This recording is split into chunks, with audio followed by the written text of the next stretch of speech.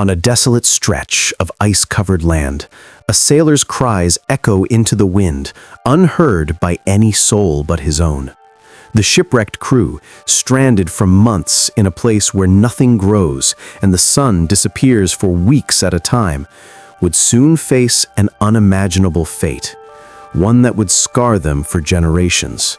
What they did on that frozen shore in 1722 is not only a story of survival, but a dark chapter of brutality, desperation, and suffering that would haunt the memories of all who survived. You'll never look at survival the same way again. This is a tale of what people are capable of when pushed beyond the brink of humanity. If you want more stories that reveal the darkest corners of human history, make sure to like and subscribe. Trust me, you won't want to miss what's next.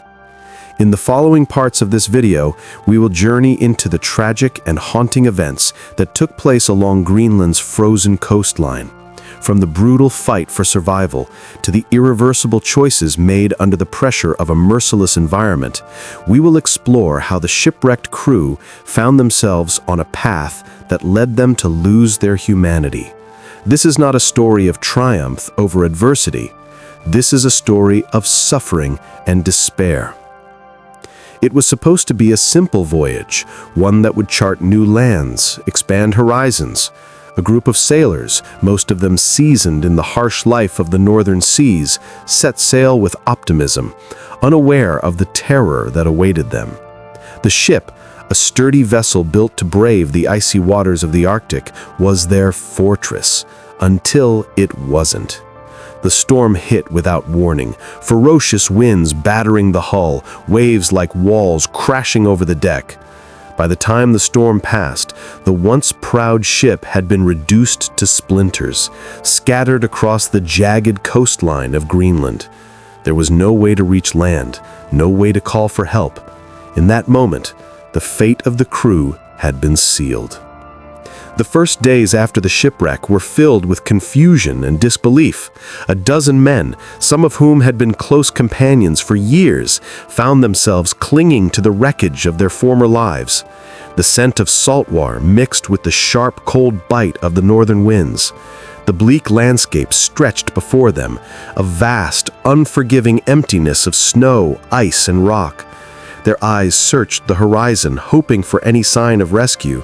But the only thing that greeted them was the silence of a world untouched by human hands. Time itself seemed to stretch into an endless loop of suffering.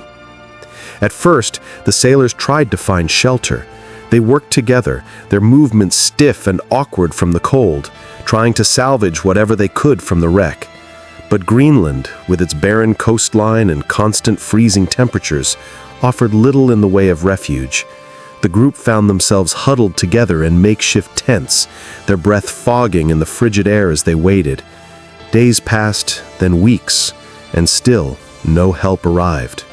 The food they had managed to salvage from the wreck was quickly running out, and their bodies, weak from cold and hunger, began to show signs of strain.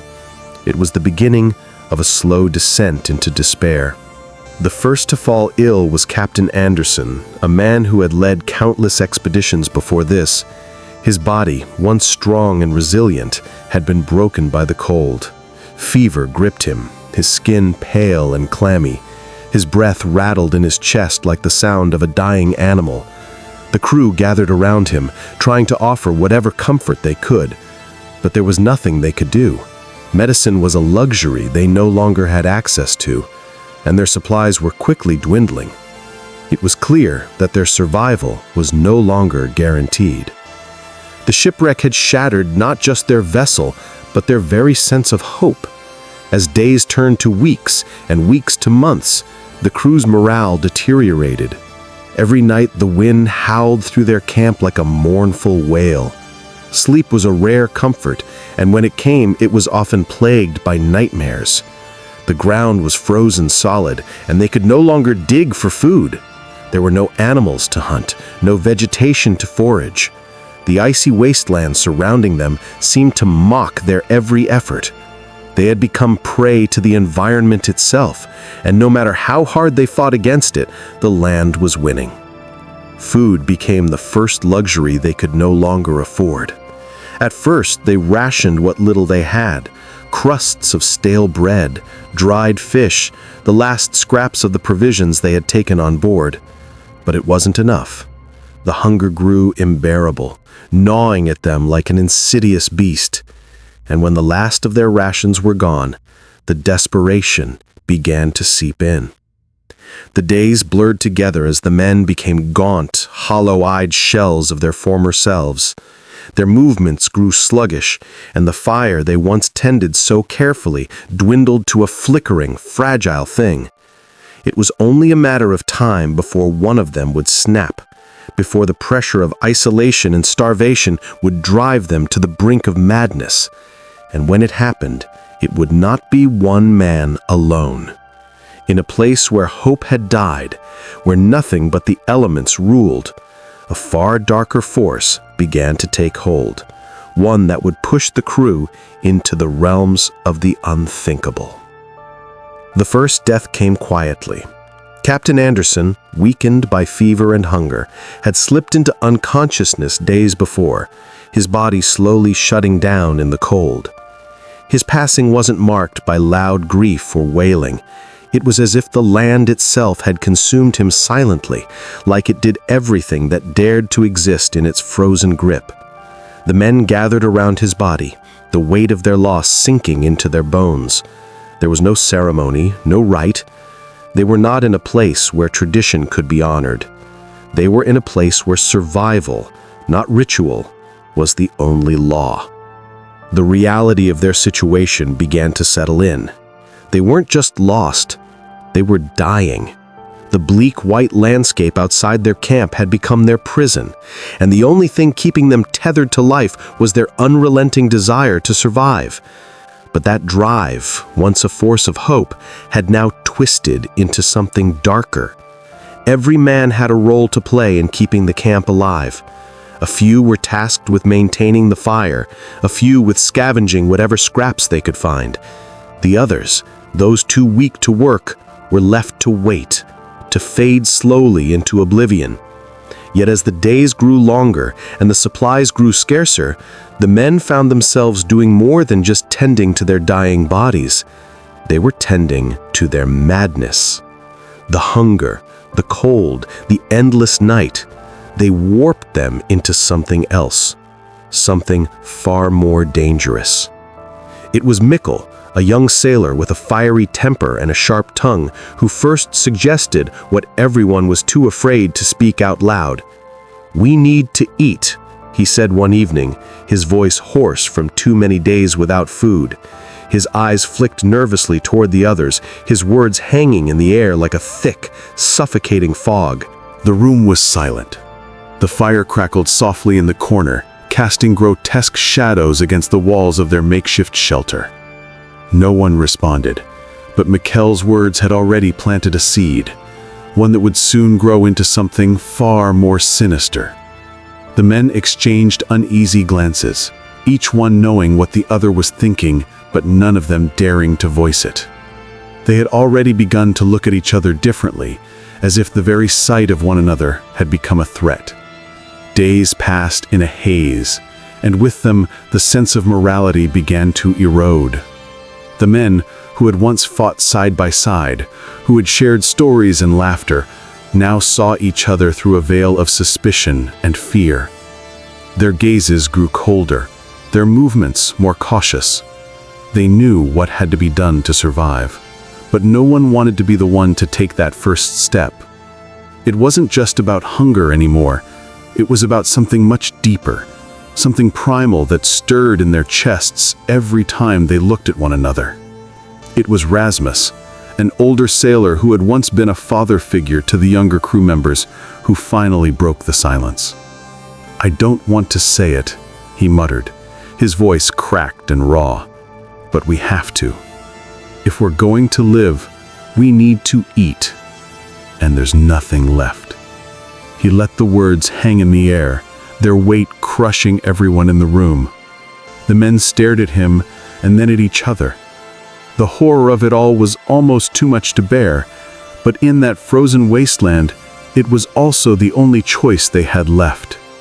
There was no ceremony when they made their decision, no pact, no oath to be kept. There was only the cold certainty that survival was the only thing that mattered. What they did next, what they were forced to do, would be remembered not just by them, but by everyone who heard the story. It would haunt their souls for the rest of their lives, a scar that could never be erased. For days, the men avoided looking each other in the eye, but the inevitable had arrived. They had no choice. As the frost-bitten winds howled outside their shelter, they turned inward, to one another, to the bodies of the men who had already perished. And in that frozen nightmare, where hunger and desperation had broken them, they crossed the line between the civilized world and the savage one. What they did was beyond reason, beyond human comprehension, but in that moment, it was all that could save them. The echo of that first terrible decision would follow them long after they left the shores of Greenland, if they ever did. Some would survive to tell the tale, their bodies weakened, but their minds forever scarred. Others would vanish into the ice, their names forgotten, lost to the world. But one thing would remain clear. The cost of survival had been too high. The men of the wrecked ship had lost something far more precious than their humanity. They had lost the ability to see each other as brothers. They had become creatures of the ice, driven by the need to stay alive, no matter the price. As the days dragged on, the weight of their choices began to press down on the survivors like a stone. They had eaten to stay alive, but something inside them had shifted, something deep and irreversible. The physical hunger had been satisfied, but now there was a gnawing emptiness that no amount of food could fill. The air around them seemed thicker, more oppressive, as though it had absorbed their darkest thoughts and deeds. They no longer spoke of rescue or of the world beyond the ice. All they could think of was survival and the cost that it had exacted from them. Mikkel, once the most vocal of the crew, had become silent. His eyes, once bright and filled with the fire of life, were now hollow, lifeless. He no longer joined the others around the fire, preferring to sit alone, staring into the endless white expanse that surrounded him. There was a distant look in his eyes, as though he had glimpsed something in the far distance, something that neither time nor distance could ever erase. Rasmus, the older sailor, who had once been a father figure to the younger crew members, now appeared broken, his face gaunt and drawn. His movements had slowed, and his hands, which had once been strong and sure, now trembled slightly. He avoided eye contact with the others, perhaps afraid of what he might see in their faces. The guilt was too much to bear. Even though they all shared the same burden, each man carried it in isolation, as though the very air between them had become too thick to breathe. The silence that fell over their camp was not peaceful. It was heavy, suffocating. They no longer spoke of what had happened. It was an unspoken understanding, an agreement that they would never mention it aloud. Yet it loomed over them, a shadow that twisted and grew in the corners of their minds. No one dared to bring up the bodies they had consumed, the brothers they had betrayed in order to survive. The memories of that moment, their faces, their bodies, haunted them like ghosts, slipping in and out of their thoughts at the most unexpected times. They were trapped, not just by the icy wasteland, but by the very choices they had made.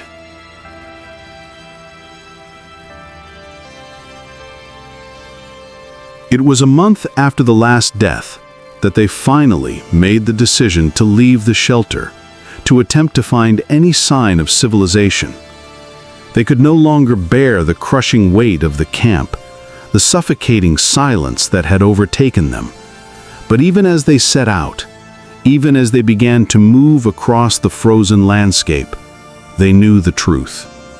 They had no chance. They were not leaving to find safety. They were leaving because they had already given up.